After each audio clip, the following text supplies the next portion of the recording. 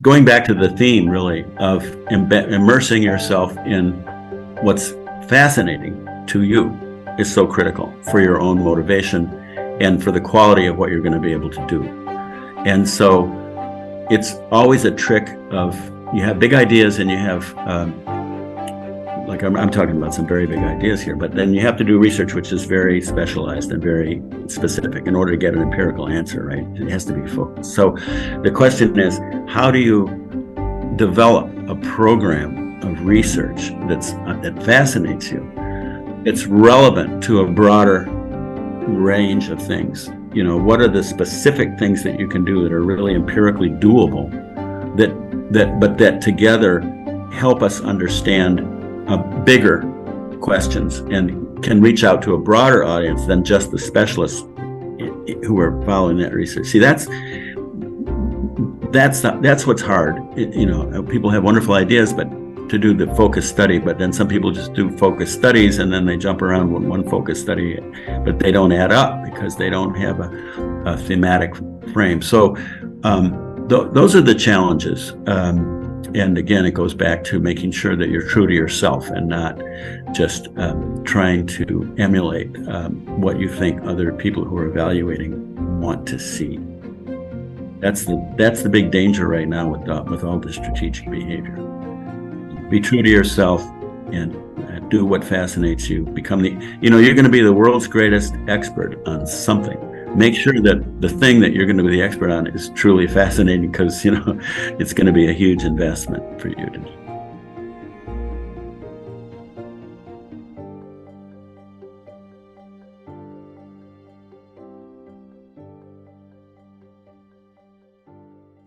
Steve, welcome to the Journeys of Scholars. Well, thanks very much for this invitation. I'm very happy to do it. Well, it's my pleasure to have you here entirely. So, as you know, academia is a perfect place to sharpen our research abilities towards excellence. It tends to be less helpful, however, perhaps about mentoring and arranging the wider context about how to situate that pursuit.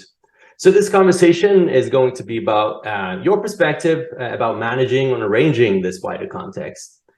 So more concretely, we'll be talking about your trajectory, some of the micro strategies, habits, and choices that you've made throughout your career. So, Steve Raudenbush, you are the Lewis-Sebring Distinguished Service Professor in the Department of Sociology, the College, and the Harris School of Public Policy Studies. And you're also the chairman of the Committee on Education at the University of Chicago. Your interest is on using and developing statistical models for child and youth development within various settings, and most of your research has been focusing on schools and neighborhood effects. You are best known for your work on developing hierarchical linear models with a broad set of applications in longitudinal and multi-level research. You're also a member of various committees, such as the National Academy of Sciences and the National Academy of Education. You are the recipient of numerous awards. One of them is from the American Education Research Association Award for Distinguished Contributions for Educational Research. So, Steve, one of the things that hit me was that back in the days when I was going into quantitative methods as a sociologist, I had training in both qualitative and quantitative methods.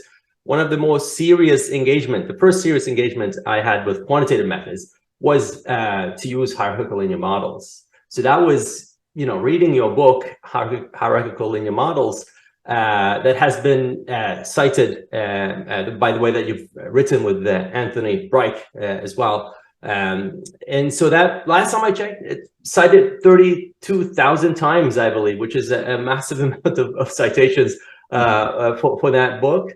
And obviously, learning about those methods, I was also curious about the individual behind these sets of tools that have been widely used in various settings.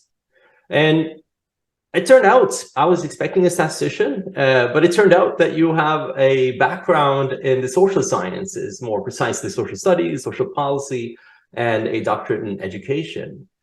from Harvard University. So how is that possible? How is that possible? Yeah, it's kind of amazing because the major I had, it's a small interdisciplinary major at Harvard called Social Studies, founded by Barrington Moore. And Barrington Moore felt that 20th century social science was kind of a mess because people were too concerned with data. They weren't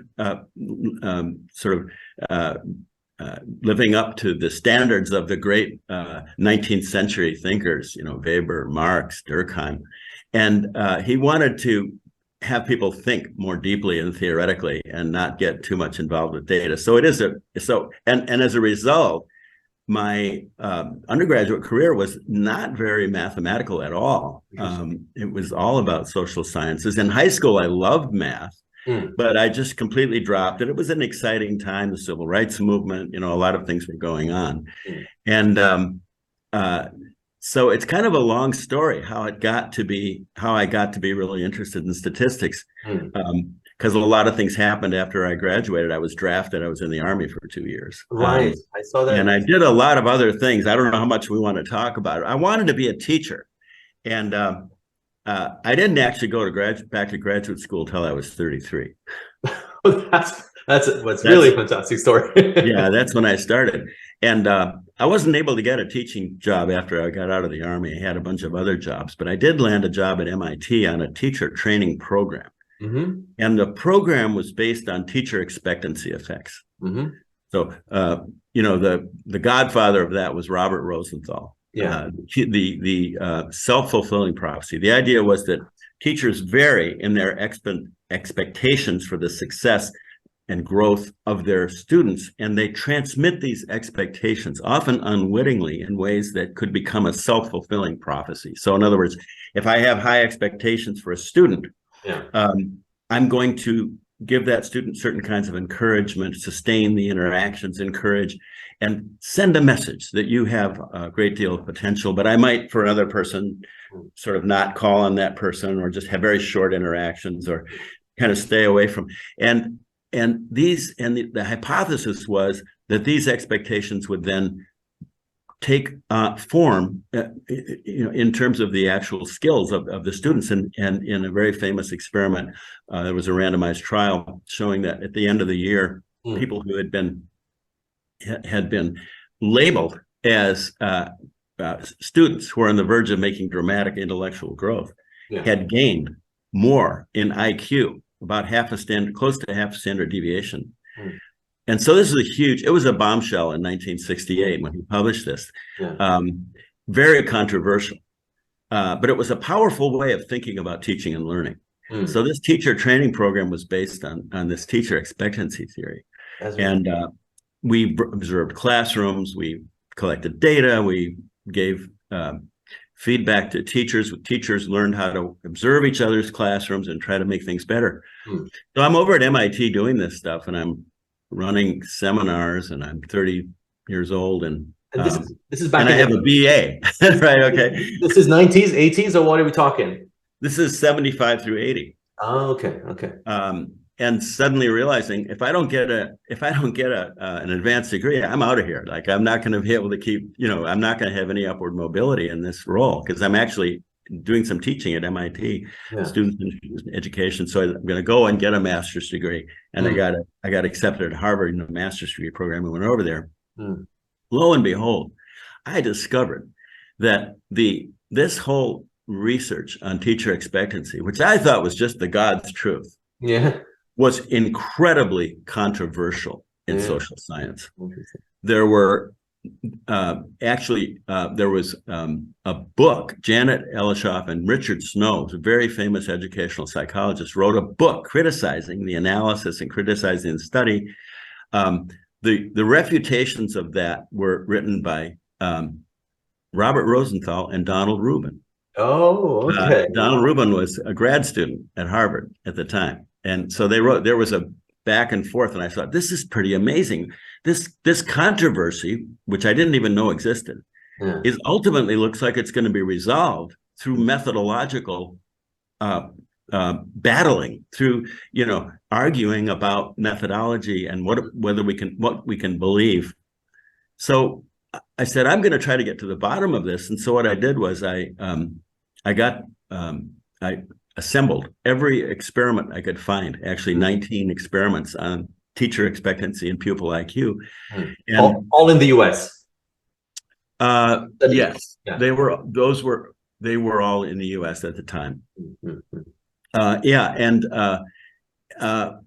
I was taking statistics classes and finding that I actually loved statistics. I really enjoyed it. And Tony Bragg, who was actually at that time on the faculty at Harvard, said, why don't you just stay on and get a PhD and get a doctoral degree? And I said, really? But so anyway, so I wrote this paper, the magnitude of teacher expectancies effects, and it was in the basic theory was that if teachers know it's based on deception. You implant this idea in the mind of the teacher that these children are the ones who are about to make dramatic intellectual growth. Yeah. So the hypothesis was that's only going to work if the teachers don't know the students at the time. Oh, interesting. So if the teachers know the students really well, and somebody comes from, says from Harvard or someplace and says, these are the kids who are going to make. No, they're not going to accept that because their prior beliefs are going to dominate. So that was the hypothesis. I published that thing in '84, and I just want to show you that you mentioned other countries. So recently, I got this book in Polish. It's reprinted in this book. That was my first article. But what happened was that I got fascinated by the interplay between theory and methodology. And I loved math. I always loved it, but I kind of didn't do much of it. So I just started taking a lot of math courses, probability, mathematical statistics, everything I could get my hands on to learn this stuff. The other thing I was really interested in was we had this program on teacher training. How do you evaluate these programs? Yeah. Because we would send evidence in and people would dispute this. And so I got really interested in causal effects and reasoning. Right. How do you make a case, an argument? Yeah. So I finally discovered, hey, this is pretty cool. I think I have a trade now. After all these years since, being in the Army and doing these different jobs, a lot of my friends had become lawyers and doctors and all this stuff. I'm going to do statistics, and I'm going to, but I'm going to do it in a way that I'm going to do it in a way that is very collaborative with people who have interesting ideas. So I'm going to use my interest in education and equality and kind of the social world and the interplay between that way of thinking and the modeling. How do you write down models that represent the controversy? How do you write down a model so the parameter of the model corresponds to the conversation, the arguments that are going on, and then how do you identify the model? How do you collect data? How do you draw inferences? And so, for me, it was that was it for me. Then I was off to the races because I had a lot of fun. I was doing the math, which I loved, and the statistics, but I was doing it with people who were deeply interested in the world and kids growing up in schools. Right. So that's how it really happened. I had a lot of catching up to do. I remember taking mathematical statistics and just having the math book on one side and the calculus book on the other, just spending 40 hours over a weekend just trying to learn this stuff. It was really hard, but I was absolutely determined to do it. And it turned out to be, that investment turned out to be, and it was very, very challenging. And some people thought I was nuts to do it. Nobody else was doing this. But this is amazing. I mean, this is one of the questions that I get a lot from my colleagues. Basically, I'm so interested in methods, but I don't have the background. I don't have all the math is needed and statistics. So how do I even do it? Should I just abandon my interest, or should I go deeper into the rabbit hole? But you chose going deeper down the rabbit hole. I did, yeah, and I still, for the first couple of years, I was still working on that MIT project. So I was still in touch with the people who were working with the teachers, and I was still observing classrooms and so forth. So I still had a little bit of time spent on, being in the real world, trying to understand this and trying to put these two worlds together. It was pretty crazy. But talking concretely actually about that question of the math part behind it, and then we can zoom out again in a minute, which is that, I mean, how many equivalents of a, you know, if you would translate all the stats and the math that you took, if you would, just to get, you know, to give a social scientist listening to this a sense for, you know, how much, at that time at least, how much math was required to develop, you know, the hierarchical linear models that you and your collaborators engaged in. Well, actually, I learned a lot of the math that I know, the statistics, by working on these things. In other words, you probably, the foundation is you've got to understand probability and mathematical statistics. You have to understand the basic principle. You know, like, what is the likelihood function? What is it, the beauty of it?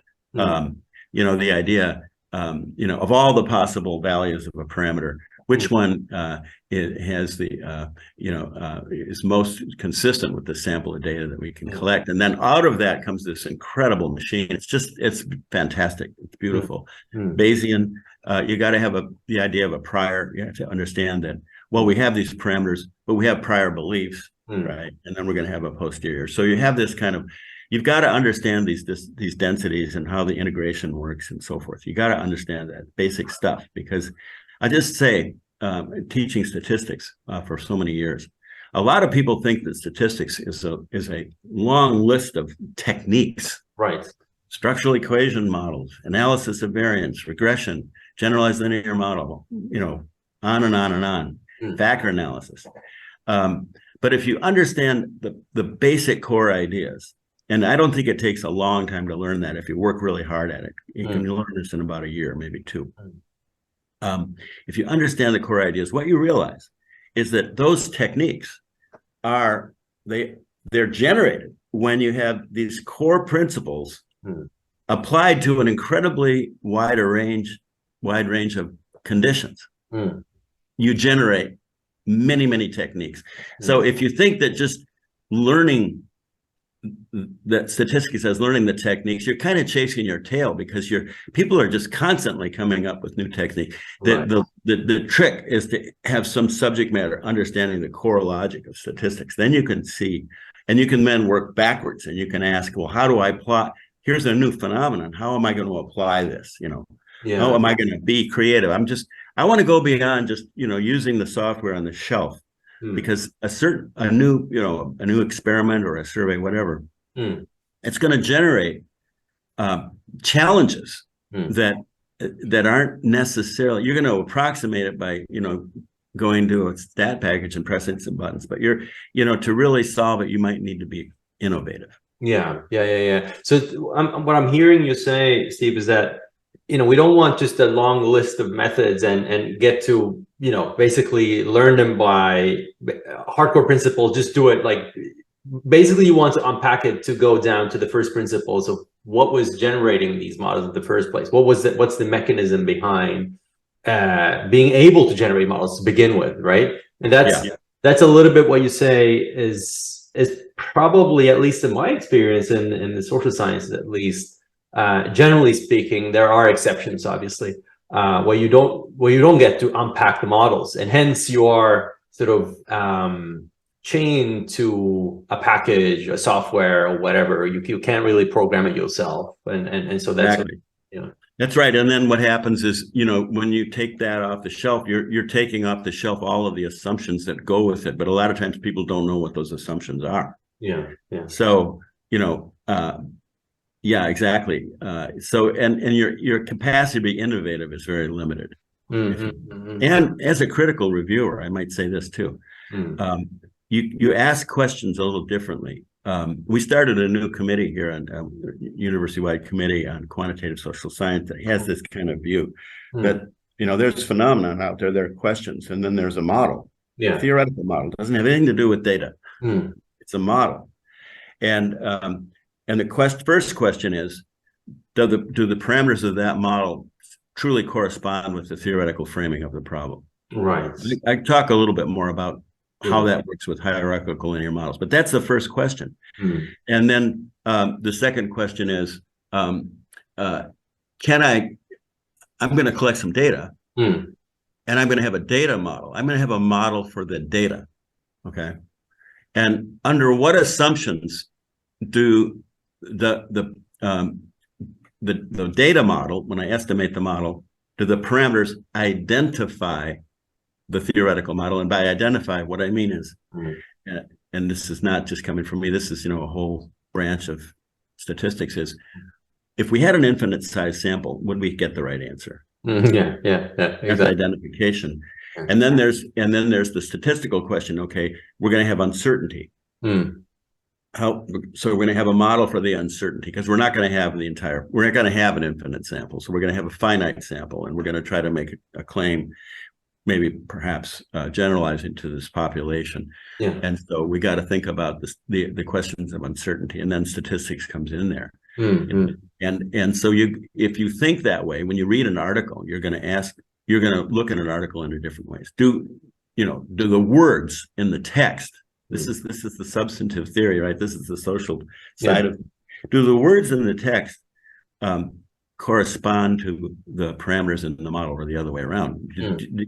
When you write down the model, is it convincing that the parameters of that model really correspond to what it is that you want to know? The first question you ask, and then you ask these other questions. And if you don't have that training, you might not think that way. Yeah. And that takes, it takes quite some time to train it up, as from a social science perspective. As a mathematician or a statistician, you already sort of have that with you. But again, it still strikes me how amazing, zooming out to your trajectory, it's still inspiring to hear someone who also started off quite late. In a way, I might, if I may call you late bloomer, but it sounds like you're an early bloomer, in the sense that when you started, you were 32, but you generated or produced or contributed to developing these models a couple of years after that. I mean, it was basically through your PhD work, as I'm sort of deciphering your CV and publications, where the idea for the hierarchical linear models were born. But it was my dissertation, which I completed in '83. I think it has an '84 date. But I was lucky in the sense that I was at a place, hierarchical modeling, random effects modeling, sort of Bayesian model was hot at Harvard at the time. Yeah. And, there had been, starting with Lindley and Smith in the Journal of the Royal Statistical Society. That's really where the model came from. I want to say a little bit about the model, but the beauty of it was something you could read in sub 72, but we couldn't estimate those models with the messy kind of data that we actually, unbalanced data, and I see. Okay. Covariates measured with error, all that kind of stuff. And what made it possible to really estimate these models was algorithmic work done. The EM algorithm, 79, Dempster, Laird, and Rubin. Dempster, Rubin, and Tsutakawa had a foundational paper applying this model to multi-level. So the math was something you could use. And what I was hyper aware of was the sort of, I guess you could say, the hand-wringing in education about units of analysis. What's the unit of analysis? We have a data set on, let's say, kids nested within schools. Is it the child or is it the school? And people would argue that, and they would say that's the first thing you have to decide. And of course, well, actually, it works at both levels. You need to figure out how to integrate these things. And so when the modeling framework came, sort of what happened at that time was that the concern in social science, and particularly in education, about the inadequacy of what we were doing, sort of touched the algorithmic development in statistics. Then suddenly, now we have some tools that we can actually use to really do this in a reasonable way. People were doing multi-level analysis by analyzing one level at a data at a time. They would compute ordinary least squares regression coefficient and use that as an outcome. All of these things that were kind of the forerunners of the hierarchical linear model were already being done in social science, but it really wasn't being done in a principled way. I see. So now we could do it in a principled way. So I didn't invent those models really. And my role was more, I guess this follows the trajectory of trying to connect those. But then the interesting thing I would hope, and I think what happened is when you start with the applications and you start seeing how they go together, then you can generate some new ideas about modeling also. It reflects back. In other words, you apply a model to a certain problem, and then you realize the implications. Yeah, I can give you some examples. Yeah, yes, please do so. Yeah, so let me just tell you what the philosophy is behind the hierarchical linear model. Okay. So the idea is, let's take modeling the growth of a child in learning over years of the child being in school. You start with a person-specific model, a developmental model for that child. It might be a quadratic growth model on some continuously measured outcome, or it might be something else. There's different ways of doing it. But the idea is that child, there is a person-specific model. And there are what my friend Bill Mason would have called micro parameters. Sometimes people call it that, which is let's say the child has an initial status and a rate of growth. That's a child-specific two-parameter model. Basically specifying a characteristic for that individual. I mean, it's not really what we talk about individual level treatment effect in the causal inference literature, but it's almost going in that direction. We can go that way, and that it's a very natural. We can talk a little bit later about why the hierarchical linear model, how that becomes a natural model for the potential outcomes in a multi-level setting. We can talk because it does. It's a random coefficient model. Jim Heckman calls a random coefficient model person-specific causal effect sort of regression. So that's the kind of idea.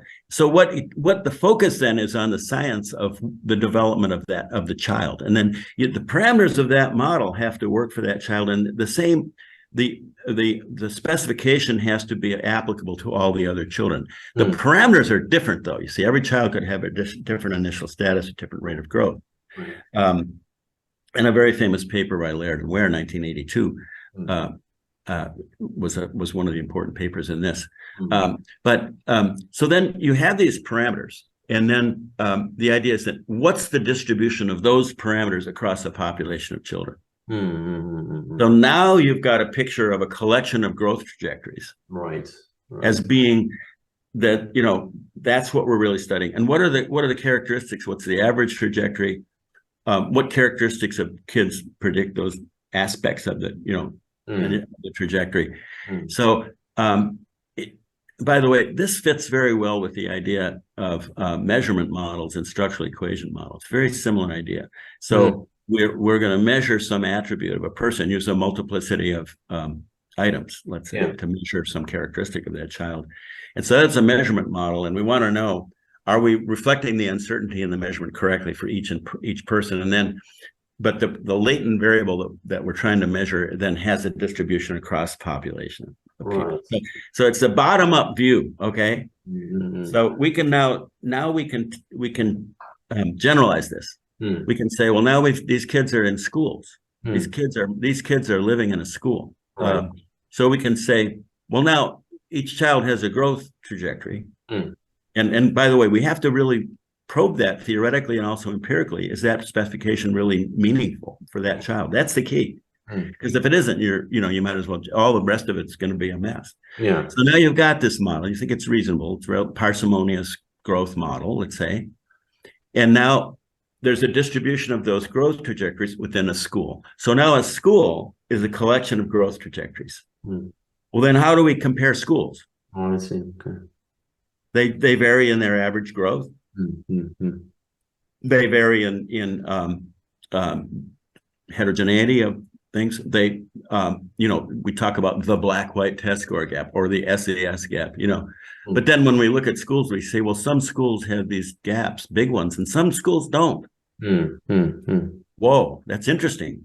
So the social distribution of achievement or achievement growth is varying radically across these schools. That invites a whole set of inquiry about what's going on with these schools. Instead of these gaps being a thing that just exists in society, sort of a constant.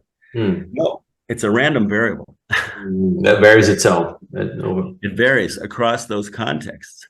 And we'd like to know what drives that variation. So now that sort of invites thinking about interventions in different ways. Right. What is it that we're starting with? What are we trying to change? Yeah. How do we operate on that growth? How do we, okay, these kids are at they have a low initial status, but their growth rates, how do we enhance the growth? However you want to think about it. I'll give you one more example. If those kids are actually moving across teachers, which they are, right? They're moving across teachers. So now each teacher is kind of, you've got this growth model for a child. And I encounter Miss Smith. She's a great teacher. She's given me a shock upward. Yeah. And Mr. Johnson the next year, pushing me down. So you have this model, this framework of growth, and then you have these teacher effects. Right. Well, that's a cross-classified model. So what's happening there is that the children are cross-classified with the teachers, and the time series are in the cells of that matrix. Right. This is so fascinating. I mean, I'm all the reading I did back on multi-level modeling is really coming back to me now as you're going through these concepts. But one thing that before we zoom out on your trajectory a little bit here, Steve, I want one question that I've always been fascinated. I mean, I've sort of invested a lot of time on causal inference. And you mentioned Donald Rubin, you mentioned Harvard. I mean, at that time, the whole causal inference revolution was sort of mushrooming and bubbling. And then you have the multi-level model literature. And I mean, you're thinking about cause and effect in essence, but it still seems to me that those literatures to some extent have developed a little independently of each other, right? I mean, I know Andrew Gelman has this book, talk about causal inference, one of the chapters in multi-level framing, but can you say a little bit about that? Like, why is that the case? And obviously it doesn't have to be like that. There are many ways to bridge them, but just your thoughts on that. Yeah, what really got me into the causal inference literature was something that happened in Washington in 2002 called the Education Sciences Act. I can't remember the exact name. The invention of what's called the Institute for Education Sciences. And at that time, this was such a refreshing thing. It was something that a lot of us had lobbied for, was that we're going to have a lot of randomized trials in education. It's kind of like the idea in medicine of the clinical trial, right? Yeah. So there were almost no randomized trials in education prior to 2002. Very few. The famous one is the Tennessee class size study. Everybody knows about it. There's a few other, and they're small lab studies. Don't get me wrong. Educational psychologists are doing this stuff. But in terms of field trials to see whether a new a curriculum or a new approach to teaching, whatever, is working, almost none.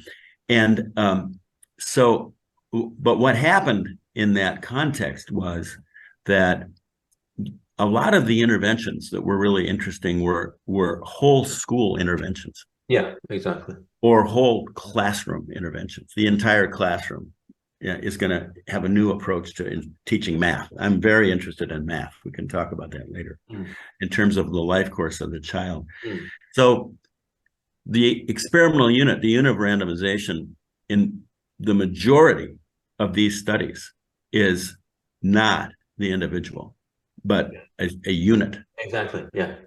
So it turns out these studies, but they have another characteristic. So the classroom isn't assigned at random, but those classrooms are nested in schools. So the school is a site. Yeah. The classroom is a cluster assigned at random. And then the outcome is measured at the level of the person. Yeah, exactly. So you have all these. So it's a 3-level model. Yeah. The first model is the model for the individual child. Yeah. Who's whatever they're growing or developing, or maybe it's just cross-sectional, whatever. they're nested within these classrooms. The classrooms are assigned at random. And then the site is the school. So we call it a multi-site cluster randomized trial. And that turns out to be the normative, the dominant case. Hundreds of studies have been done in education using that design. There are also important studies that just randomly assign kids. The National Head Start Impact Study is the great example. 317 randomly selected centers. Within each center, kids are assigned at random. Well, this goes back to the early days of experimental design. This is a randomized block design. The blocks are the sites, within which the randomization occurs. And then in the old agricultural paradigm, the plots are the classrooms, and then you have, and so I was, this was a natural, and we were trying to figure out how do we design these studies. And it turns out at the beginning of this, the studies were designed terribly. People would emphasize having a lot of kids, but not enough clusters to have power.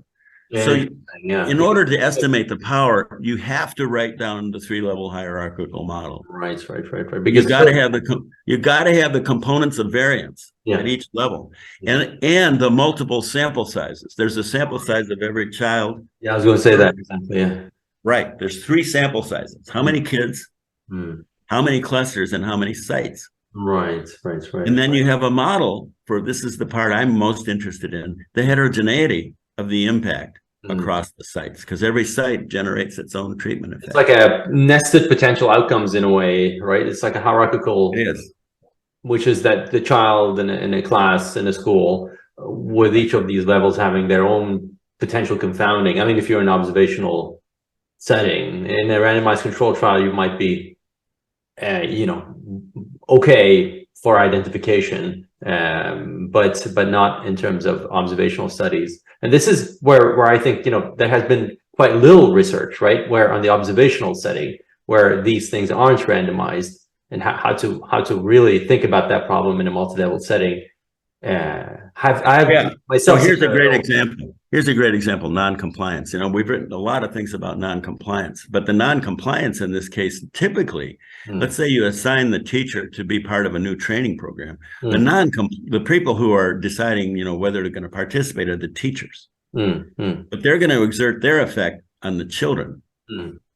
Actually, Guanglei Hong and Tyler Vanderweel and a couple of others have a paper in JASA on this, 2013. That paper came about because a part of a project that Howard Bloom, who was at MDRC, he and I had, and the W.T. Grant Foundation, which was at that time, the president was Bob Granger. He called a big conference in Ann Arbor in 2004 on the design of these multi-site trials. And we tried to intervene to create tools for estimating the power and so forth.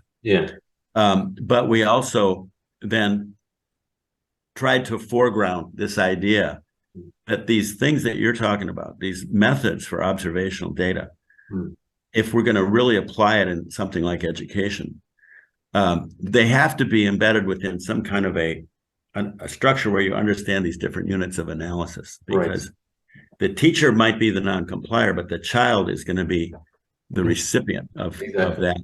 And so it's a different kind of situation. No, there's plenty of cross-fertilization to happen there. I mean, you mentioned some of the studies already, but especially in the setting where in schools, but also what I do, global health, global poverty research, where you have children and households and villages and regions and countries and so on and so forth, where you have all these potential, non-compliance or confounding happening at various levels. Exactly. The Progressa study is very famous, where you would randomly assigning the villages to this intervention in which there's a lot of health services at the school, and you're incentivizing parents to send their kids to school, and with the idea that not only are they going to learn, but they're going to improve the health. And this has been done with thousands of in villages in countries all over the world. Well, that's a three-level design right there. Yeah. Totally. So going back a little bit to your trajectory, Steve. So when you finished your PhD at Harvard, this was, that's where the inception of the, well, basically through that work, the hierarchical linear models and all the investments you did in learning statistics and mathematics, and also working with researchers in education. Right. What happened? You talk a little bit us through your identity at that point and what happened next. Like, what was the next step in your research? Right. Because you went into the social science path, although it sounds like you could have maybe stayed, or maybe not stayed, but gone into statistics fully and like 100%. But it's looking at your publications is more applied and also methodological. Yeah, it was always the interplay for me. And the subject matter was always driving the methods. But the other way I would say it is that what was exciting to me was that the methods invited the theory. Instead of having, let's say, a linear model predictor, and then you have an atomistic sort of residual, just a randomly varying thing, where everybody's responding independently to that. The social world just doesn't work that way. Yeah. And so, and you could say, well, let's just, it's a nuisance, so let's just figure out how to get the standard errors right. We'll use clustered standard errors, use the Huber-White standard errors. You can do that. But the whole thing that, for me, that was exciting all the way through and still is having a modeling framework that represents what you're trying to learn from the data. So really, I guess you could say that a lot of the work that happened thereafter was different chapters of that. So after I went to Michigan State. They had a measurement and quantitative methods program there, which had very good people. It seemed like a really ideal because it's in its education, but it's statistics. And we had a good relationship with the stat department, And one of the people there who was very influential for me was Brian Rowan, who was a sociologist and who studied organizations. And so Brian had this idea, I think it's a powerful idea, that people talk about, here's an organization, we manage this organization, and then a top down, it affects people, the workers, and then the workers do their thing. And so he had a little bit of a different idea, which was to look at the work of the worker, in particular the teacher. Interesting. If you think of people's work as involving uncertainty and variety of tasks, then you have to think about a management of how you're going to manage that work at the school level in a different way than if you think their work is highly routine and predictable. And then you could have a much more rigid, bureaucratic, sort of scripted way of thinking. And that turns out finding the right balance in education between teachers just having incredible autonomy versus being scripted has been one of the themes. So working with Brian, and we're thinking about those ideas. So we have the kids now, the bottom up is you have the kids, we have the teachers doing the work, and then you've got the organizational structure. Sometimes people call it the climate, but that's not necessarily the right word, but the organization design, if you will, okay? Yeah. So now what comes up is, how are we going to measure those environments? How do we measure the work teachers do in various ways, the effects they have on children, but also how do we measure the organization design, the climate, if you want to call it that. So we got very interested in that. So now suddenly we're interested in measurement as a multi-level problem. Right. And you can use observations to look at those schools. You can interview people, and so forth. So then a little bit later, I think a huge thing that happened to me was getting involved with the project on human development in Chicago neighborhoods. And this is, now we're talking your assistant professorship time, right? Yeah. So then I got, I did the work with Brian and others, and, continued with the hierarchical linear model, Tony Brick and so forth. And then I was promoted. I was associate professor, I went on sabbatical. Mm. But I had met Rob Sampson, who you probably know Rob. Right, exactly, yeah. And Tony Tony Earls, who's at Harvard in the Harvard School of Public Health, who's just a wonderful child psychiatrist, one of the most humane and thoughtful people I've ever met. And Al Reese, good old Al, he was a very tough-minded sociologist at Yale, a criminologist, and so there was this project. It was originally called, believe it or not, the Project on Criminal Behavior. The Project on Criminal Behavior, PHDCB. Yeah, let's see, Human Development and Criminal Behavior. Project on Human Development and Criminal Behavior. But we quickly realized that because there was a great deal of concern about crime and violence, and Chicago being kind of an epicenter of that. Right, exactly. And experts from all disciplines were trying to figure out, how do you design a study? How do you learn more about this stuff? And but we quickly realized that, you're not just going to focus on crime. You've got to focus on human development more broadly. Right, the whole context that brings about the outcome of crime. Yeah. Right. So it became the Project on Human Development in Chicago Neighborhoods. Right. And so I went on sabbatical, and I was at the Harvard School of Public Health working with Tony and Rob, because I had become part of that project, and because they liked me because I gave them ideas about how to model the trajectories of the people who are nested within the neighborhoods. It just made sense to them and seemed like a good way to go. So we got into that, and so what we then got into was measuring the neighborhood. That became a very important thing. Because we have this long-standing history of psychometrics. Yeah, exactly. Measuring the person, your intelligence, your personality, whatever. And that goes back to the dawn of sort of modern statistics. Exactly, yeah. Been doing that for more than 100 years. Item response theory and, factor, all kinds of different versions of that. But how much do we know about measuring the environments in which children grow up? Right. That's not much.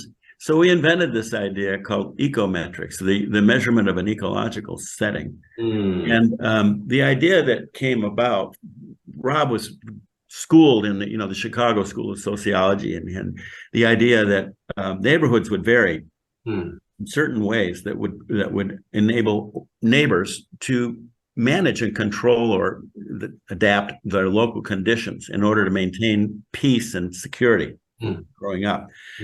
Cohesion, the cohesion of a neighborhood. Do people know each other? Do they share common values? Do they trust each other?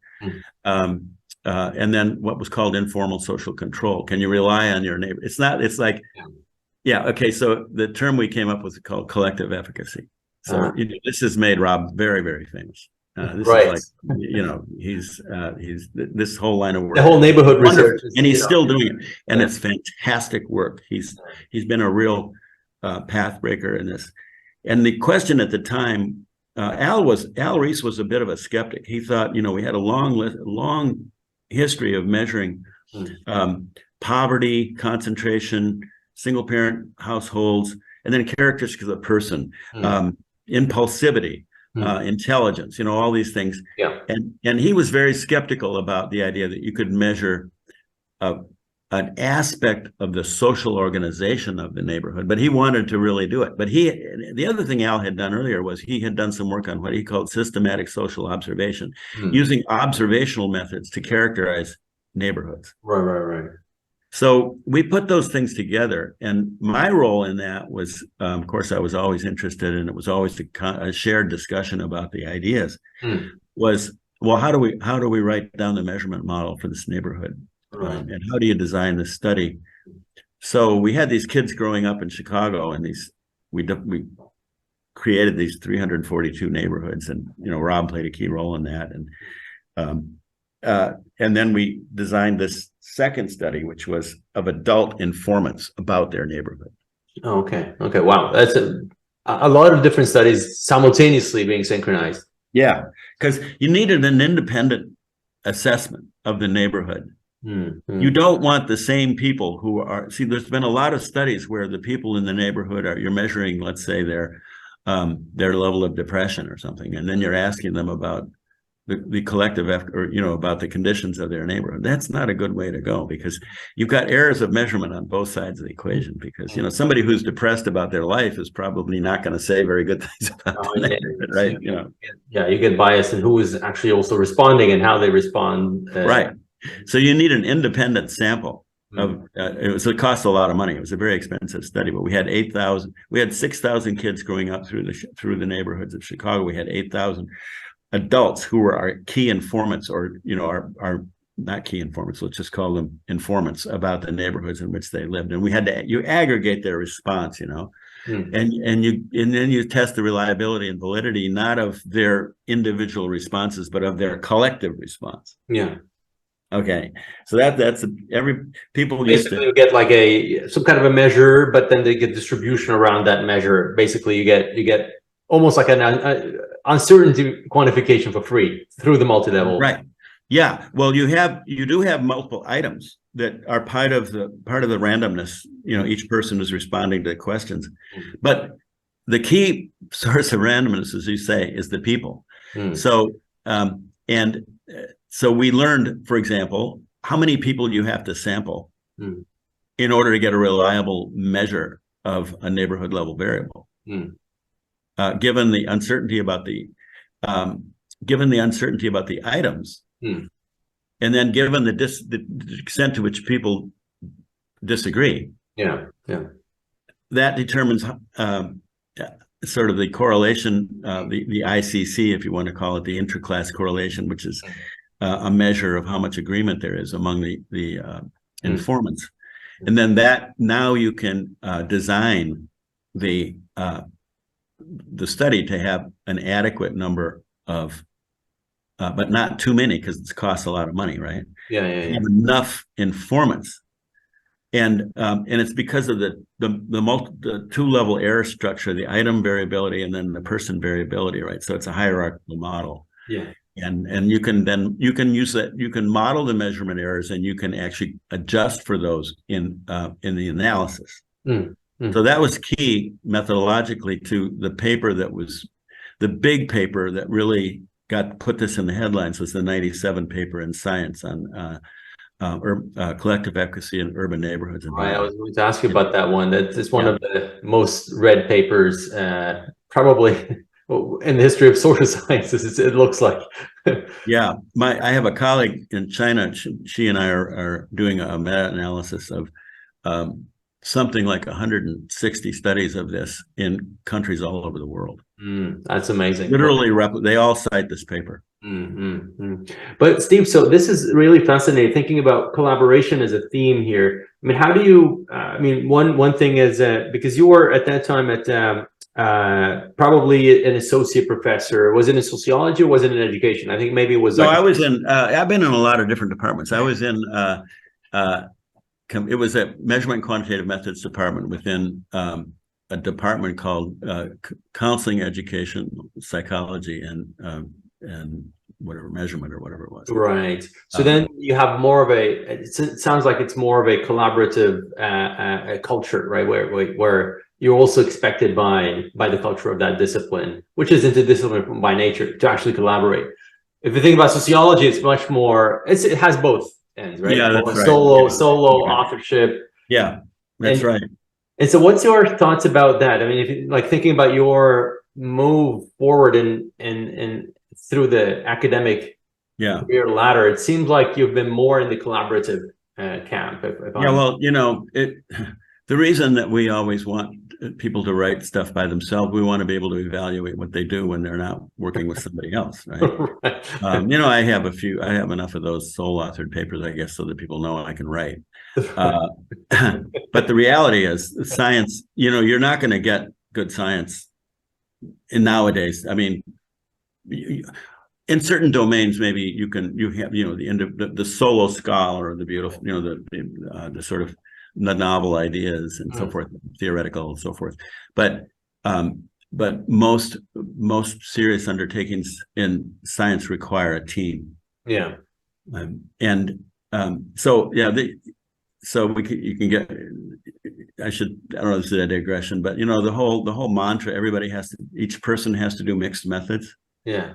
You got to do quantitative and qualitative research. Mixed Right. methods. Exactly. No, the team needs to do that. Right. The team needs to do that because it's very hard to do really good quantitative social science, and it's very hard to do really good ethnography. You need expertise, and you need people who are willing to work together and talk to each other. A person that really sets a good standard, the work of Greg Duncan, who's an economist and who does quantitative work, but he's always had wonderful, or very often at least, has had wonderful collaborators who do the qualitative research. So that's just one example of it. It can't all inhere within one person. I mean, like, I was the person who brought the kind of probability and statistics and kind of framing of the modeling, and Rob was the Chicago School of Sociology, and Al was the leading criminologist really of his time. Tony was world-class child development person, and we had other people who were expert, and but we all talked about all aspects. That's important. Okay, we all talked about all aspects. Right. So it wasn't. I hate this division of labor. I have to say something about this. You see this in psychology, and you see it in biostatistics, where the physician or something who's doing the research says, well, I'm going to get a stat person to do the analysis. And then the physician or, the psychologist, whoever in this division of labor, if you give a talk and you ask them, well, I don't know about the data. I don't know anything about it, really. That was the job of the stat person. The stat person becomes sort of a technician sitting over there doing kind of low level work. I mean, this is something we could go on about. I hate this. This is not going to drive creativity. Okay. No, that's great. I mean, these are the really important, interesting points to discuss. I'm happy to discuss them further. I mean, this is a mode that we, at least in the social sciences, aren't very used to thinking about how to actually go about structuring those collaborations. I mean, one of the things that you also see, and this is building teams and leadership in general that you have plenty of experience with, and this is a question that I come back to often is this idea between what Adam Grant called in his book Give and Take, takers, matchers, and givers, where he talks about different personality traits, just crudely speaking, divided into three, where you have those that take a little bit more in collaborations, and you have those that give a little bit more, and then you have those that only do to match what everyone else is doing in the team, but no more, no less. And we are obviously falling into those characteristics depending on different domains of our lives. How do you think about that? How do you handle those different personalities? So that conjures up a picture in my mind of people who each of whom is maximizing their own individual utility towards some instrumental end of, I want to get ahead. I'm gonna take stuff from other people. I'm gonna give stuff and then get credit. I'm going to, I don't know what's the matching again? Well, the matching is basically that you gave, X amount of time or X amount of, words written on the, like, I'm just making this up now. Yeah, I want to do my part, but I don't want to do too much, because if you're not doing your part, so everybody, it's all strategic thinking about how am I going to get ahead? Yeah. And if that's why you're in academia, you should quit. You should quit, because it's all about fascination with ideas. That's what is gonna make your engine hum. And you've got colleagues you really love to talk to, and you've got great ideas, and you're pursuing the ideas wherever they go. I know it sounds very idealistic, but if you're not doing that, then really you don't belong in this, and I think I'm very concerned about the amount of strategic behavior everybody's engaging. Oh, is somebody going to like this? Is they going to like that? Or if I spend my time, am I going to be, if I share an idea with my colleague, are they going to steal it from me? Or am I going to be able to steal some ideas from them? Or I want to make sure that I'm doing, I'm working too hard on this and other people aren't working as hard. And you're thinking about all that stuff and you're not thinking about the ideas. And of course, there has to be some kind of trust, and that people are, But I think the trust is if everybody's deeply fascinated by the ideas in a collaboration, and all of my collaborations, I've had people who just I love to talk to. That's fantastic. So how do you go, like, it's hard to obviously just say, how do you build up trust? How do you build up that type of collaborations? But it's, academia is not like there are bumps on the road, and in terms of collaborations, in terms of, who you meet and so on. So, I mean, how do you handle that if you encounter someone who seems to be wanting to take more, or someone who is, maybe not so fascinated with the idea itself, but especially in environments, like Harvard, where you spent a great amount of time, where you have interesting personalities, to say the least, right? In terms of navigating those personalities. How do you, what's your advice on that? I stay away from people who are in it for themselves. I mean, the people I've mentioned have all been very successful. Tony Bright, Brian Rowan, Rob Sampson, and others that I've worked with. But I don't know. I think that if you talk to people, I think a collaboration grows out of some kind of a relationship that you have. You talk to people and you talk about ideas, and if people get excited about, the ideas that they talk about, and they think maybe we can hatch a plot to do some interesting work and stuff like that, and then pretty much you kind of are learning whether that's going to be the right person for you to interact with. Right. It's basically trying it. I mean, it's like any human relationship. It's friendship, love, or collaboration. You exactly have to. And I tell my students, I say, they'll say, well, should I do this because this is popular. This is when I go to give my talk, or when I let's say I'm going to give a talk at a university or something. They're interested in this, and I said, no. You do what's fascinating, and you talk about what's fascinating you. If they're interested in it, then maybe you got a nice match there. Yeah. But if they don't, then you don't. Yeah. And so there's no point. And a lot of this strategic behavior is way overvalued. If you do if you're fascinated by what you're doing, you're highly motivated to become extremely expert. You don't want to become expert on something that somebody else is interested in. I mean, what's the point? That's a good point. Because you're not going to spend time. You're going to get. You talk about the day. I mean, for many years, I would get up at 4 o'clock in the morning and work for 8 hours by noon, and writing and stuff like that. I'm not going to do that because somebody else thinks it's interesting. No, that requires a lot of motivation that has to be innate. It can't be just externally. I mean, you might be able to do that for a couple of months or maybe even years, but you probably burn out quicker than you believe. You just can't wait. You just can't wait to get up and read another article and figure out something.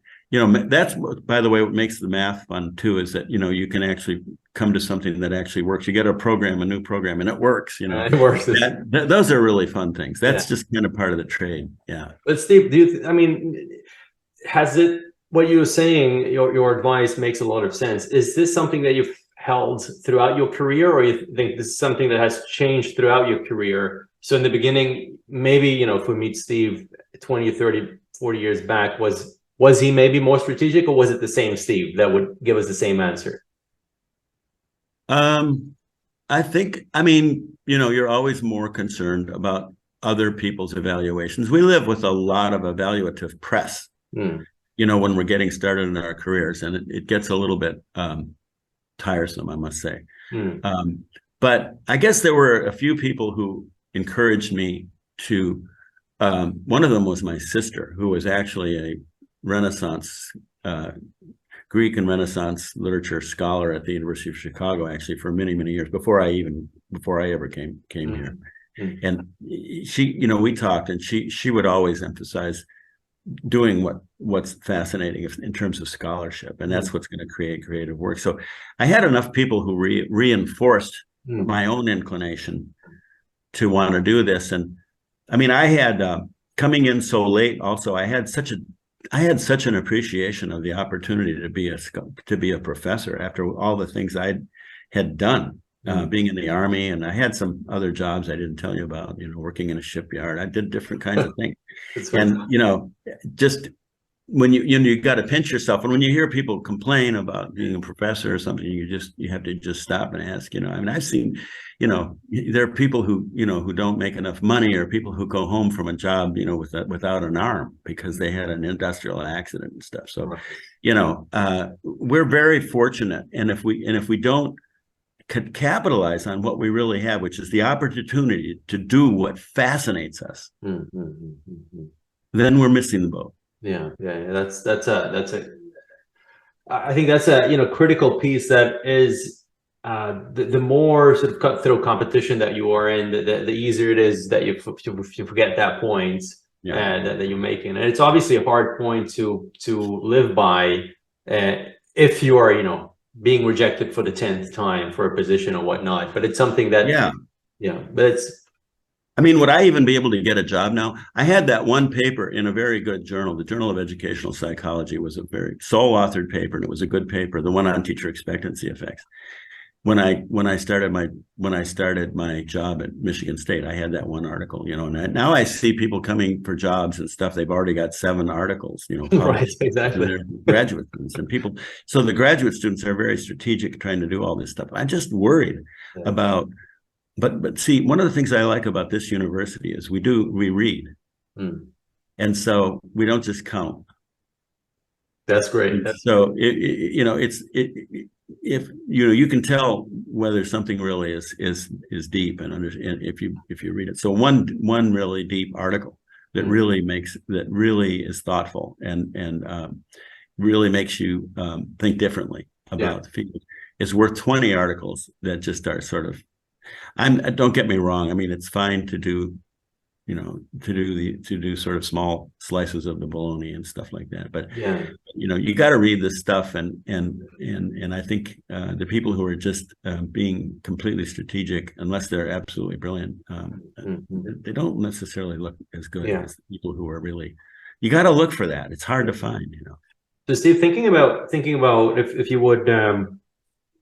Say that you have an assistant or associate professor, have them, doing the research, something they really like, but maybe they aren't in the most, advantageous position, maybe institutionally or in terms of resources, but they're sort of striving towards excellence, striving towards doing really great research. One thing that we've been discussing is obviously finding the thing that really gets you up in the morning and focusing on that. But what else would you say that individual should do to sort of think about excelling in the research that he or she is doing? Yeah, that's a great point, because it does take time to do great work, and you have to immerse yourself deeply.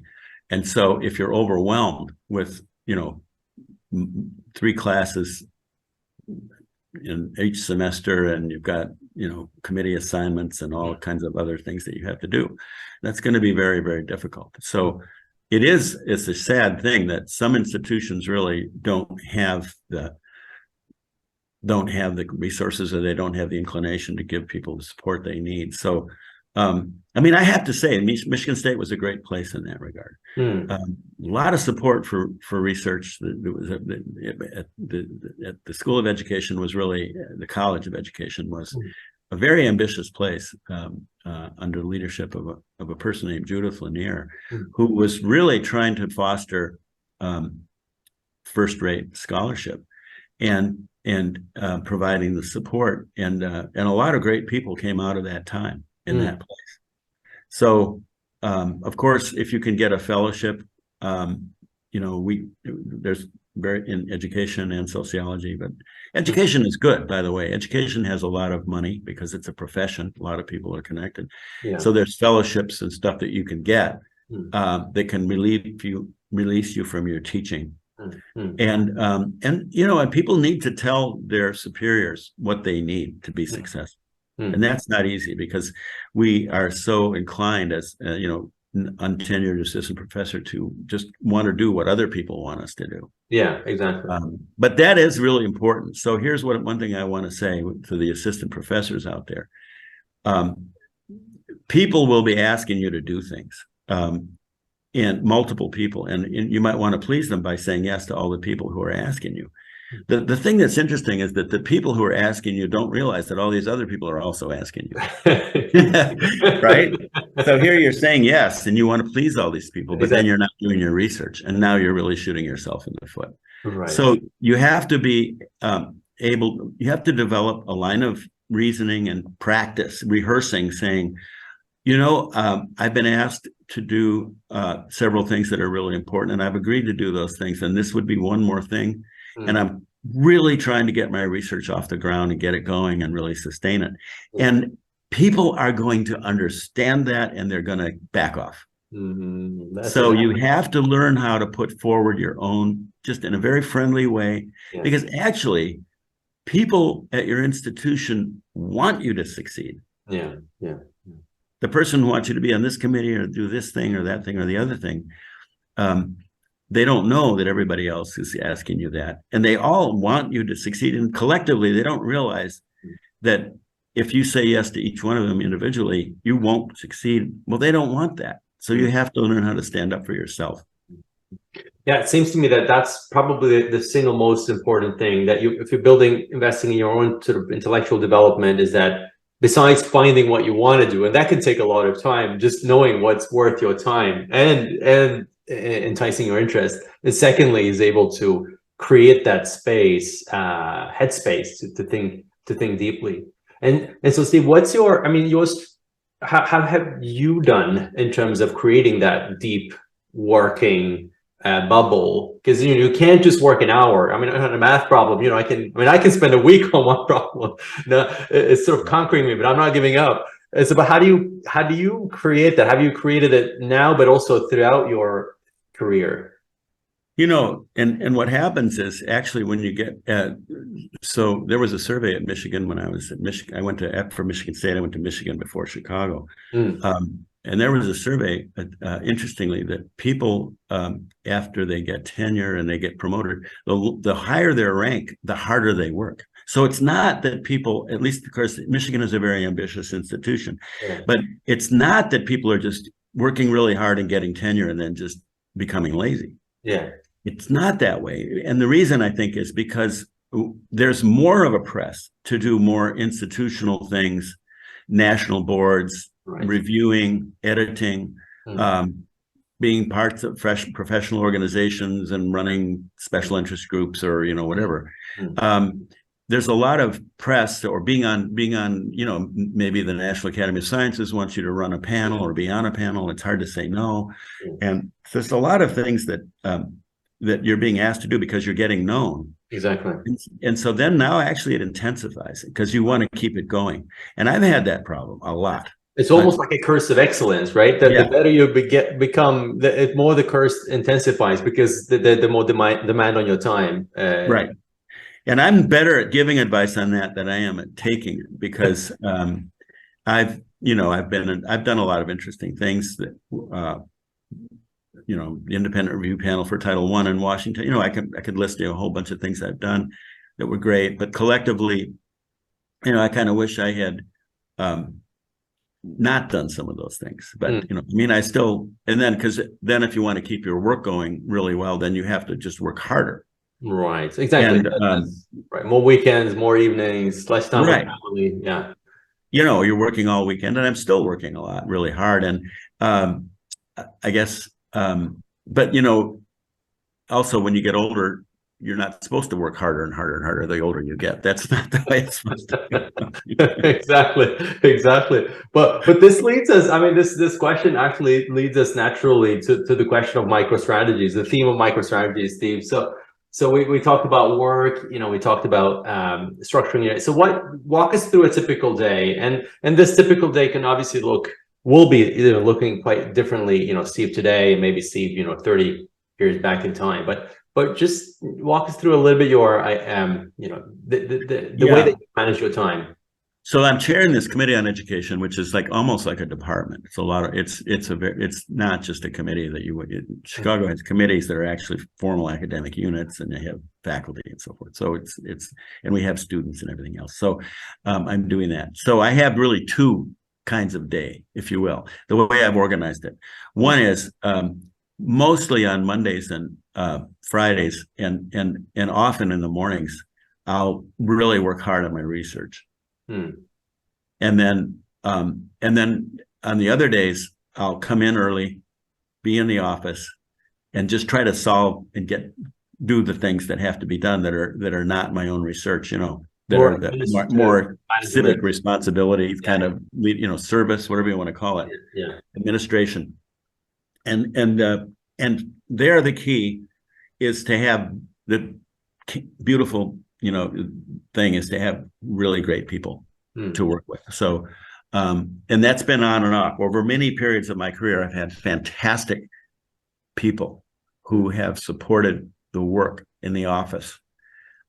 Extremely brilliant people. And that makes all the difference in the world. If you're chairing a department, or you're chairing a committee, or you're running a center, those kinds of things are very common for people who are senior to do. So if you have really good staff who become and treat them as collaborators. We're talking about, you want them to understand, a coordinator, somebody who's just running the office. You actually want them to understand conceptually what you're doing. Right. They can be part of it. They can be part of the conversation. They don't have to be just sort of like a robot that you tell to do something. That's not good. You don't want to do that. You want to engage them in the research, and or at least the ideas that sort of is floating around, and these are, we're talking about both people in research and administration, right? And sort of management. Yeah. Like we have an instructional program. My colleague, Lisa Rosen, who's a brilliant anthropologist who runs this and does her own research, but she really is she's created a fantastic instructional program for undergrads and master's students. And she works on our doctoral program as well. Our committee is being quite successful, and she deserves massive amounts of credit for it. I mean, I'm not, she can do so many things well, and the intellectual leadership is absolutely crucial. So that's just one example. But people who do more of the stuff like arranging the meetings and all of the, the itineraries of the visiting scholars and all that kind of stuff too. Those people are crucial, and you have to treat them with great respect. These are absolutely wonderful colleagues. Never look down your nose at somebody who's seemingly at a lower level of the hierarchy. This is something I can't stand as a faculty member who mistreats a janitor or anybody else like that. It's all about, I don't know, I'm preaching now, but it's just something I've learned. But I think that so on the days that I'm researching, I'm usually a morning person. I get up very early. And I was going to ask, what are we talking? Well, what time are you? What time do you aim to wake up? I'm pretty much up at 5 most mornings. Okay, and then sometimes earlier, sometimes a little later. Right, but you go to bed pretty early then, still, right? Yeah, I'm pretty much brain dead after dinner. I'm not one of those. There are people who can work until midnight and 1 in the morning, but I don't do it that way. Yeah, but you get your approximately 8 hours of sleep. Then it sounds like, right? So as long as I have a hard time at, the older I get, sleeping more than about 6 hours a night. 6 hours, okay. Yeah. So probably need, at sometime in the afternoon, just a short nap or something, because I don't get enough sleep, honestly. Yeah. And this is something that has been like, so even, in the younger days or like. Well, the younger days, I probably didn't need the nap as much, but in the younger days, I could work. No, I don't do what I used to do. I could work, 5 in the morning or 4 in the morning, even until noon. Yeah, maybe take a little break, and then keep working, and then maybe then take a break and even keep working. No, I cannot do that anymore. I don't recommend it. I don't think it's a good idea. But so those days, if you think about back to those days, you were putting in like breaks. Working like how do you have like blocking off time? Like this amount of time is to this project and this amount of time is to that project. Like was that like so, or do you have another way to? I guess but I guess I have to say probably what. I was always inclined to what was most fascinating at the moment, kind of thing. Yeah. So sometimes I, didn't get some of the things done that I was hoping to do because I decided to spend a lot more time on something that was more interesting. Yeah. So that's and that causes guilt, and it's not fun, but what the hell, that's what you have to do that sometimes, but Right. again, the key there is not to say yes to too many things. Yeah. For years, I think I had one grant too many.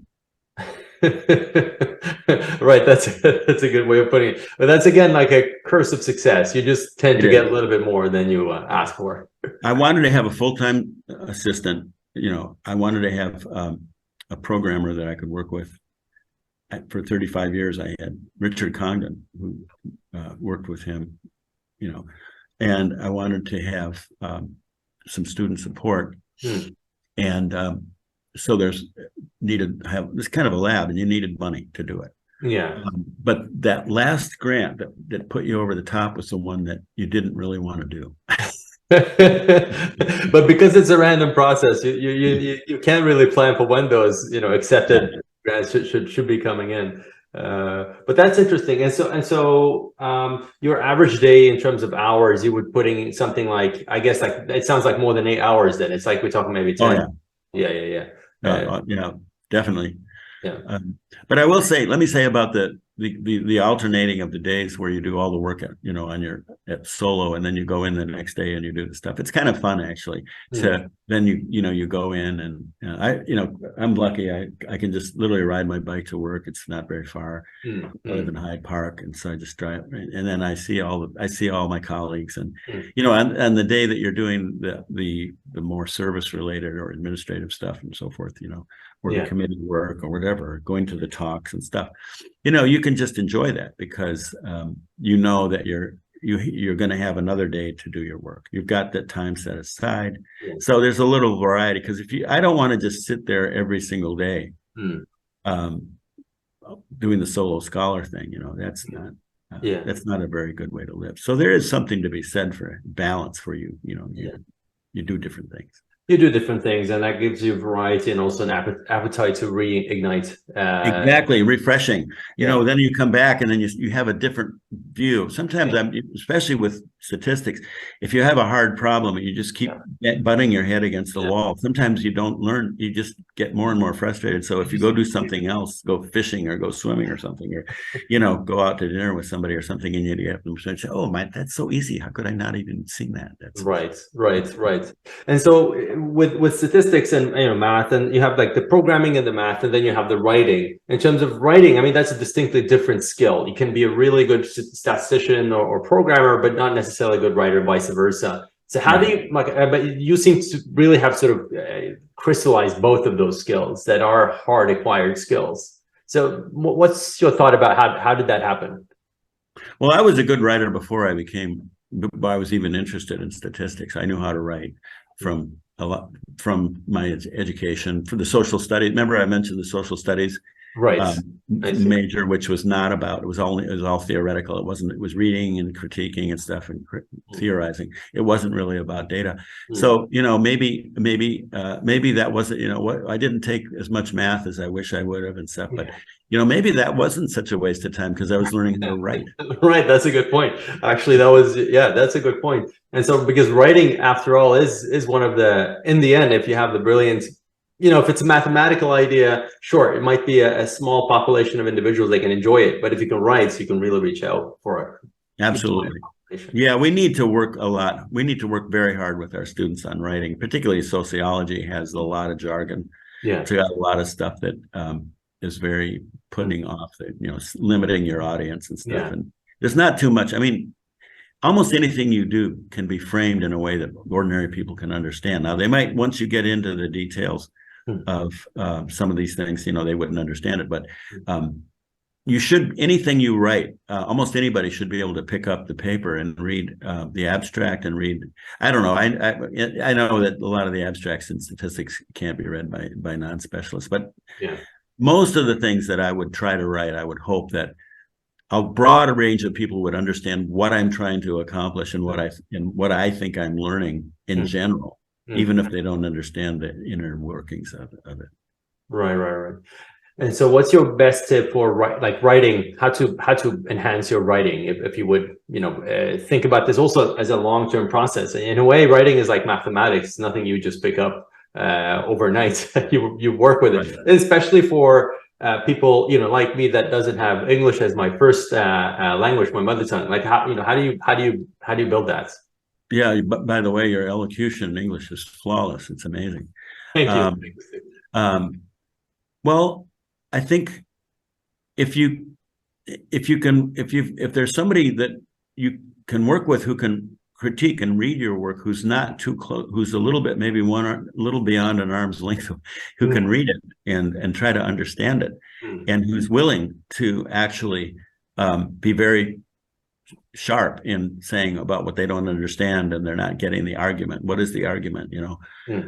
I think that's very important. I think the process of revising and editing is so important, because what tends to happen is when we write is that we're really not as clear about what we're trying to do until we kind of get to the end of the paper sometimes. Right. So you got to go and figure out, well, what you learned, and then you got to go to put that in the front of the paper. You got to have some headlines and some some things, so we call it burying the lead. That's one of the things that I've learned that I do if I'm not very careful is, I'll write down a model or something and talk about what's in the model, and then later on it'll become clear what I'm trying to do with the model. That's not a good idea. Yeah. You got to, what's motivating this? Where are we going with this? And make it flow so that people will see that the model flows from your thinking, not that the model that you're thinking. People write like in statistics, consider the model. Why should we consider it? Right, exactly. Start with the motivation first, and then present basically the model, right? Not the model first. Exactly. Which is a little bit too abstract. Start with the concrete, and then sort of go. I mean, that's a general maybe advice about how to think about present. I mean, even notation, for example, like why should I care about this notation before I know even what the problem is? Exactly right. But the process of discovery is different from the process of communication of what you've learned. Exactly. And we really need to understand that. And so that means that's why we have to revise everything we write, because the reality is that when you try to write something, you think you've got a model, you've got some proofs or whatever, you've got some data, you've got tables and figures or whatever, but you really don't know what you're saying until you write it. Yeah. You really don't know what the arguments you're going to make. So it's very, very likely that the first time through, it's not what you write isn't going to make sense to another person. Yeah. It's basically writing for the thinking process versus writing for an audience. That's like distinctly two different processes that one needs to basically just spell out for oneself, so that one doesn't fall into the trap of writing for thinking but then communicating simultaneously, and then it gets just like a cram for in terms of writing. Exactly. Which means you have to be very non-defensive about your writing. And then you need these people who can read and who can just say this just doesn't make sense. I'm seeing, is this what you're really trying to say? And they look at paragraph 4, it should have been your topic sentence for, Yeah. Right. But that's a important advice, the writing and the writing process itself. And so one last question about the micro strategies before we move on to the ending theme, Steve, which is email. Email is emailing is something that I believe wasn't a big issue 30, 40 years back, which is something that has increased as a phenomenon. What's your take on email? Like, how do you manage all the inflow of emails? And we talked about time management, saying no, and so on. But emails in general, briefly before we move on. I know we're running a little out of time. Well, the problem is that it's gotten so easy to write things, but we can't read any faster than we used to. And so you're deluged with things to read all the time. And so the stuff that you get on email is just everything from, there could be just 50 things that are not important, maybe 10 things that are a little bit important. and buried in that is the dean wants to know today whether you're going to do, what are you going to do with something that has to be done today? And then and I have a lot of experience not responding to things that are crucial, embarrassing, missing things and so forth. So I haven't been very good at it because I've always thought that the writing and the thinking and is the thing you're really supposed to do. And I was trained that, that's what I did before email came along. Yeah. And I've tried different things. I've tried having an assistant read my email. And then, having an assistant makes a big difference, because if there's a lot of things that, you have to go on a website and then you've got to upload this recommendation letter, I write so many recommendation letters. I mean, my God, and all these interfolio things, you're supposed to write a recommendation letter for this and so forth. So if you have somebody, you can just write the letter and just, and somebody else can do that for you. That's maybe that's too elitist, or that's not possible for a lot of people.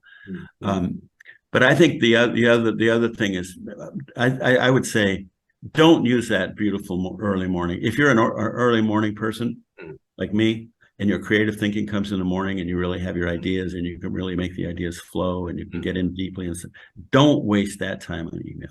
Do not look at your email. Don't look at it. When you get tired later on, and you're not really, you've kind of spent a lot of your best intellectual energy, then look at your email. And then you need to do it. But when you do it, you have to do it pretty carefully. I mean, you actually don't do the thing I did where you miss all these crucial meetings with the provost or something. Fair enough, Steve. So let's move on. I think that's a critical thing to think about for all of us, about emails, how to handle an onslaught of emails. But you're very much at the end of our conversation. I don't believe we've spent 1.5 hours already, but it's amazing. It felt like half an hour. Fun. But Steve, one of the critical things that happens, at the at sort of late stage or end stage of one's career, I hope that you'll have many more years to come to write and think and contribute to the field. And what happens, however, is, as you also mentioned, that many people at old age relax a little bit more. But you seem to be going. You're just going for it. And so, what motivates you? What keeps you up? What keeps you up here working on these topics? Well, two things. One is I just love the work, and that's the big thing, and you just have a lot. I want to keep the work going, but I mean, you can also retire and keep thinking, and people do that, and then some people have written very good books in retirement and so forth. And then I have this. We have this new project at Chicago. Chicago had a committee on a Department of Education. It had some kind of a unit in education. John Dewey actually founded the first Department of Pedagogy in 1895. And on the century of that, about 100-year anniversary of that, the University of Chicago abolished its Department of Education. And so, and we can talk about how that happened. It's kind of understandable although in my, it's something I abhorred at the time, and I'm not happy that it happened. But if you understand the process, you can see sort of how it happened. But so the phoenix was going to rise to the ashes then in the form of this committee on education, which is the idea of having this interdisciplinary situation where all of the people have a primary appointment in one of the disciplines, and then together we have the shared interest in human development, learning, schools as organizations, labor markets, and we kind of use the different expertise and so forth. And so we've rebuilt this, and I really want it to succeed, and I'm working on with some other people on getting some fresh leadership here. I don't want to be, I don't think, I've been doing it for a long time, and I don't think it's healthy to do that. So, but even so, I am formally still the chair of this. I will be very happy and concerned to keep it alive when I'm not chairing it. So I do have that work at Chicago that I think is really interesting. So I have two things, really: the research and the and this project, this kind of administrative project that keep me going. Well, those are really important things that you are mentioning, and so what of all the success that you have, and it's a long list, as I was alluding to in the beginning. What things have you still not achieved yet, Steve, that you would wish you could still aim for achieving? That's a good idea. Good question.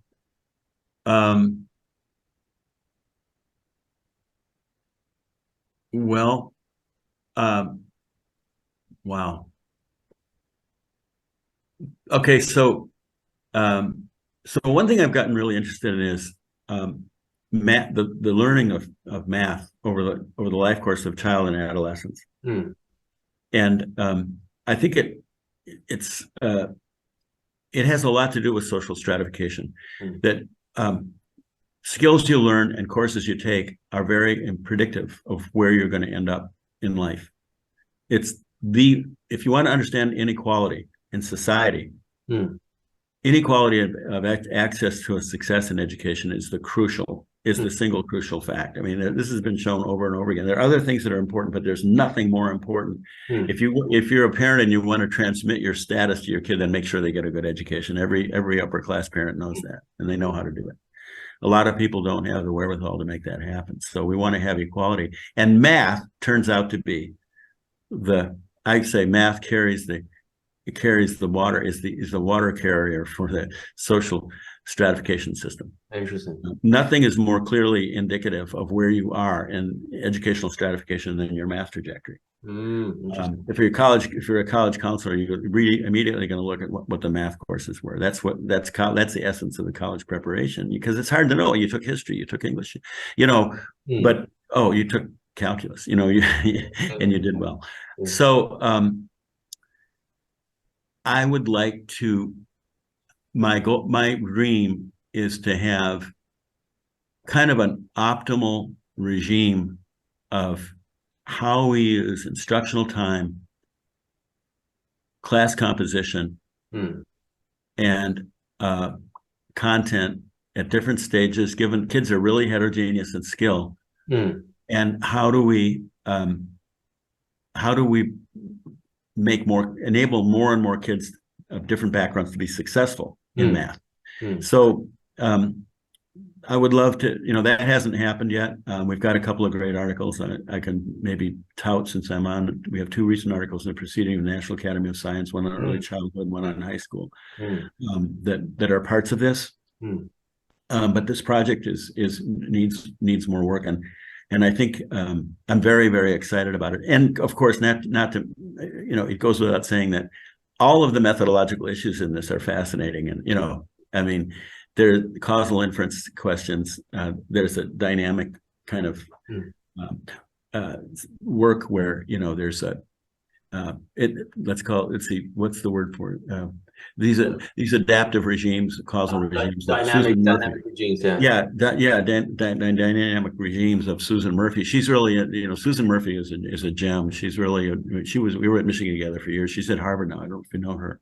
Right. Yeah. I've met her. Actually, offered some of her classes on mobile health, sort of reinforcement learning, policy optimization, basically when to treat a unit. She's somebody you might want to interview. She's one of the most brilliant people I've ever met. Maybe, she's incredible. And so this sort of time varying interventions where there's time varying confounding, Jamie Robbins did that work and so forth, but it kind of, you can turn it into a dynamic, what I call a dynamic instructional regime. And I like how that plays out early childhood and through the years into an early adulthood for different kinds of kids, and how we optimize that for different kinds of kids. I think it's just a fascinating topic, and it's rich in methodological challenges, I must say. Yeah. So basically taking, this is a sort of a encouragement for social scientists and education researchers out there to think about basically what we're seeing happening in revolution in medicine and sort of personalized medicine, but thinking about the same ideas and the methods in education and beyond. It's very much that. It's very, very much that way. Yeah, because teaching, if you think about teaching, because you teach, right? Yeah. So teaching is the interplay between assessing between between promoting ideas, showing representations and arguments, whatever, and then assessing what people are learning, and then instruction and assessment and instruction and assessment. That's what teaching is. Every good teacher is good at doing those two things. Yeah. And but we're not good at doing this in a broader scale, in a more rigorous way. Right. Computer programmers, there are many computer programs now where if you study math, they'll ask you questions, and if you have a rough time, they'll give you a harder problem, an easier problem. But if you're mastering everything, they give you a harder problem. So there's computer programs that do this. Yeah. In the micro, in the small. But we don't have this played out over broader periods of the age range, you see. So it's very natural for education to have this kind of adaptive way of thinking. This is calling for a sort of personalized public policy research, which is something that I myself in my research is totally obsessed with. Like, how do we think about these things in the setting of not only medicine, but really bring it out to the more of an open domain? It's a much harder problem because you're not in the clinical setting where the system is much more closed and well defined. Here in the social settings, as we know, it's an open thing where complexity, the complexity of the system makes it much harder for the algorithm and even for us to measure all the things that are happening there, right, and feed it into the algorithm. I mean, in some ways, it's much harder to be a teacher than a physician in certain ways, because the physician, the knowledge base is deep in the physician. I don't want to downplay that, but the physician is assessing, getting the history and getting the tests and then making the prescription and then doing this on an individual basis. The teacher's doing this with like 25, 30 kids in the classroom. Right, exactly. So that's a very hard problem. And so there's an element of this which is creating a really meaningful professionalization of teaching, which involves the use of data and in making instructional decisions, which is really what makes a profession is the existence of specialized data that people can use to solve problems in a routine way. That's or in a non-routine way, in a creative way sometimes. But that's what makes you a professional, and we need something like that for teaching if we're gonna overcome inequality that I'm talking about. Yeah, right. Intervening for that. Right. Steve, the very last question goes to you. It could be a question, it could be an action that you want the audience of this video to take with them to act on, having listened to our conversation. What would that be? Well, if the audience, I guess it depends. I guess I kind of have the sense the audience is probably a lot of younger scholars who are working their way through this competitive world and so forth, and who want to do great work. And I guess the going back to the theme really of immersing yourself in what's fascinating to you is so critical for your own motivation and for the quality of what you're going to be able to do. And so it's always a trick of, you have big ideas and you have, like I'm talking about some very big ideas here, but then you have to do research which is very specialized and very specific in order to get an empirical answer, right? It has to be focused. So the question is, how do you develop a program of research that fascinates you, it's relevant to a broader range of things? What are the specific things that you can do that are really empirically doable, that together help us understand bigger questions and can reach out to a broader audience than just the specialists who are following that research. See, that's what's hard. People have wonderful ideas, but to do the focus study, but then some people just do focus studies and then they jump around with one focus study, but they don't add up because they don't have a thematic frame. So those are the challenges. And again, it goes back to making sure that you're true to yourself and not just trying to emulate what you think other people who are evaluating want to see. That's the big danger right now with all the strategic behavior. Yeah. Be true to yourself and do what fascinates you. Become you're going to be the world's greatest expert on something. Make sure that the thing that you're going to be the expert on is truly fascinating, because it's going to be a huge investment for you. Yeah. Steve, that's an advice I will take with me, at least, and I'm sure others in the audience will as well. It was a true pleasure having this conversation with you, Steve. I can't believe we spent this amount of time, almost 2 hours. I wish we had many more hours together. But thank you very much, and I'll hopefully see you soon again in some other occasion. Well, great. Yeah, I hope that happens. I really enjoyed the conversation, and I am intrigued to find out more about your work and follow up. Thank you, Steve. Thank you. Hey, thank you for the invitation.